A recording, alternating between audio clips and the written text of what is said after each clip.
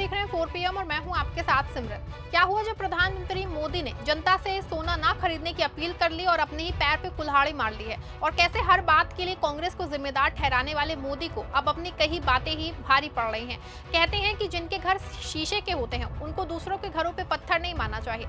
मोदी जी को भी अब ये समझ में आ जाना चाहिए, क्योंकि विपक्ष को पानी पी पी के कोसने वाले प्रधानमंत्री मोदी को अब अपने ही दिए गए बाहरी बयान जो हैं वो भारी पड़ रहे हैं, जिसमें वो कभी कांग्रेस के फैसलों पे चुटकी लिया करते थे। विपक्ष भी उनके पुराने बयानों को खोद खोद के बाहर निकाल रहा है और प्रधानमंत्री को जम के ट्रोल कर रहा है। इसके अलावा अखिलेश यादव और अरविंद केजरीवाल ने भी मोदी की अपील की धज्जियां उड़ाते हुए बड़ा हमला बोला है। तो मोदी के इन पुराने बयानों में ऐसा क्या है जिसको लेके लोग प्रधानमंत्री को ट्रोल कर रहे हैं, और कैसे विपक्ष अब उन पे हमलावर हो गया है, सब कुछ आपको इस वीडियो में बताने वाले हैं। दोस्तों, 24 के लोकसभा चुनावों में जो प्रधानमंत्री मोदी रैलियों में घूम घूम के ये कहते थे कि कांग्रेस सत्ता में आई तो महिलाओं के मंगलसूत्र छीन लिए जाएंगे, आज उसी के प्रधानमंत्री के रहते देश की ये स्थिति हो गई है कि उन्हीं को खुद जनता से अपील करनी पड़ रही है कि आप लोग अगर अपना भला चाहते हैं तो 1 साल तक सोना ना खरीदें। और बेशर्मी की बात तो ये है कि इसे भी राष्ट्र हित में बताया जा रहा है, लेकिन ये पहला वाकया नहीं है जब मोदी जी जनता को कांग्रेस के नाम पे गुमराह करने की कोशिश कर रहे हो। 2014 में सत्ता में आने से पहले जब मोदी जी गुजरात के मुख्यमंत्री हुआ करते थे, तब देखिए वो कांग्रेस की इसी तरह की अपीलों का कैसे मजाक उड़ाते थे। एक बार आप भी जरा ये बयान सुन लीजिए कि आर्थिक संकट इसलिए पैदा हुआ है कि लोग सोना खरीदते हैं। बताइए, आपके गले उतरता है भाई? दोस्तों, आज सत्ता की आंखों में आंखें डाल के पत्रकारिता करना मुश्किल हो गया है। हमारे 4 PM नेशनल यूट्यूब और फेसबुक चैनल को, जिसे आपका प्यार और विश्वास हमेशा से मिलता रहा है, उसे बंद करके सरकार ने ये साबित कर दिया है कि वो आपके सवालों से कितना डरती है। मुश्किल दौर है, लेकिन हम ना रुके थे और ना ही रुकेंगे। हम सच के लिए हमेशा लड़ते रहेंगे। ऐसे में 4 PM यूपी को ज्यादा से ज्यादा ज्वाइन करें और स्वतंत्र पत्रकारिता को जिंदा रखने के लिए जितना हो सके उतना हमारा आर्थिक सहयोग करें। आपके सहयोग से ये जंग हम जीत के रहेंगे। अब देखिए, इस बयान के सामने आने के बाद से उन भक्तों में खलबली मच गई है जो पिछले 2 दिनों से मोदी की अपील सही ठहराने लगे थे। वहीं कांग्रेस इन बयानों को शेयर करके सोशल मीडिया पे मजे लूट रही है। इस बयान को शेयर करते हुए कांग्रेस प्रवक्ता सुप्रिया श्रीनेत ने लिखा कि मुख्यमंत्री नरेंद्र मोदी, प्रधानमंत्री नरेंद्र मोदी की कलाई खोल रहे हैं, गजब फेंकू है। वहीं अपनी हर गलती पे पर्दा डालने के लिए नेहरू का इस्तेमाल करने वाले मोदी जी का एक और बयान सोशल मीडिया पे वायरल हो रहा है, जिसमें वो 4 साल पहले सदन में खड़े होकर जंग के चलते महंगाई बढ़ने को लेकर देश के पहले प्रधानमंत्री जवाहरलाल नेहरू का जो है मजाक उड़ा रहे थे। लाल किले पर से कहा था, और ये उस जमाने में कहा गया था तब ग्लोबलाइजेशन इतना नहीं था, नाम मात्र का भी नहीं था। उस समय नेहरू जी लाल किले से देश को संबोधन करते हुए क्या कह रहे हैं? कभी कभी कोरिया में लड़ाई भी हमें प्रभावित करती है। इसके चलते वस्तुओं की कीमतें बढ़ जाती है। इति नेहरू जी, भारत के पहले प्रधानमंत्री, और यह हमारे नियंत्रण से भी बाहर हो जाती है। देश के सामने देश का पहला प्रधानमंत्री हाथ ऊपर कर देता है, हाथ ऊपर कर देता है। आगे क्या कहते हैं? देखो जी, आपके काम की बात है। आगे कहते हैं, पंडित नेहरू जी आगे कहते हैं,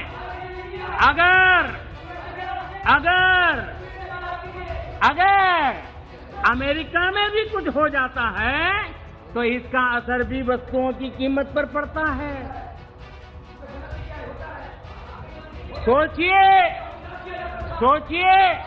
तब महंगाई की समस्या कितनी गंभीर थी कि नेहरू जी को लाल किले से देश के सामने हाथ ऊपर करने पड़े थे। तो देखा आपने कैसे 4 साल पहले मोदी जी जंग के चलते महंगाई बढ़ाने को लेकर जवाहरलाल नेहरू का मजाक उड़ाया करते थे, और आज जब अपनी पे आ गई है तो रोना ही निकल रहा है। जनता से अपील कर रहे हैं कि सोना ना खरीदो, तेल ना खरीदो, डीजल पेट्रोल का इस्तेमाल ना करो। अब देखिए, एक तरफ जहां सोशल मीडिया पे मोदी जी के पुराने बयान पे उन पे ही भारी पड़ रहे हैं, तो विपक्ष भी उनको बुरी तरह लताड़ रहा है। पहले आपको सपा अध्यक्ष अखिलेश यादव का वो बयान सुनाते हैं जिसमें वो प्रधानमंत्री मोदी पे निशाना साधते हुए कह रहे हैं कि जो लोकसभा में हारे हैं वो अपील के बाद भी हारेंगे। बीजेपी खुद है, अर्थव्यवस्था किसकी वजह से लड़खड़ाई है? यह अर्थव्यवस्था आज नीचे किसकी वजह से जा रही है? सत्ता में कौन लोग हैं? डॉलर क्यों नीचे जा रहा है? या क्यों ऐसी अपील करनी पड़ रही है? ये अपील नहीं है, ये पतन की अपील की है। जो लोकसभा में हारे हैं वो अपील के बाद भी हारेंगे। हमने आपको अखिलेश यादव का बयान सुनाया।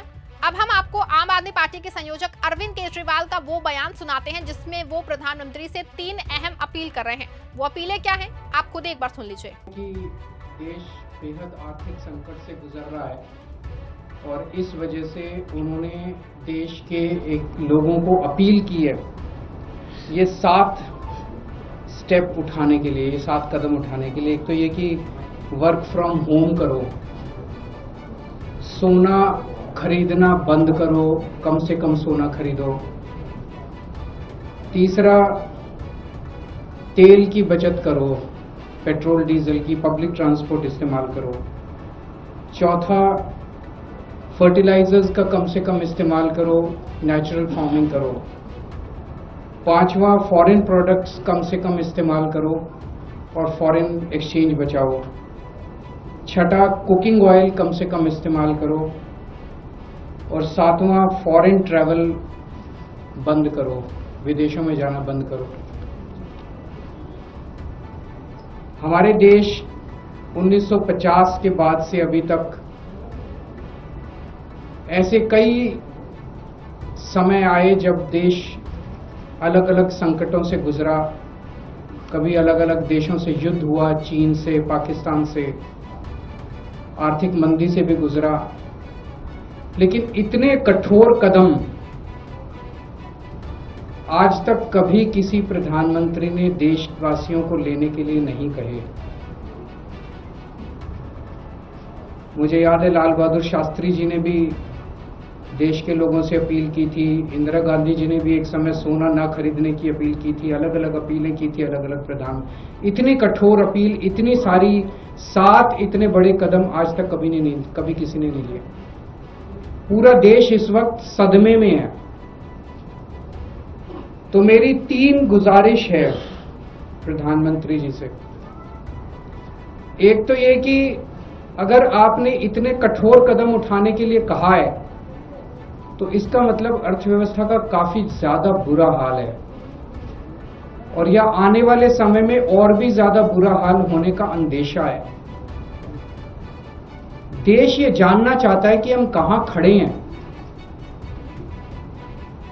आपने हमें कहा हम सब देशवासी देशभक्त हैं, कठोर से कठोर कदम भी उठाएंगे, कठोर से कठोर अपने को, अगर हमें कठिनाइयां बर्दाश्त करनी पड़ी, कुर्बानियां देनी पड़ी देश के लिए, वो भी करेंगे।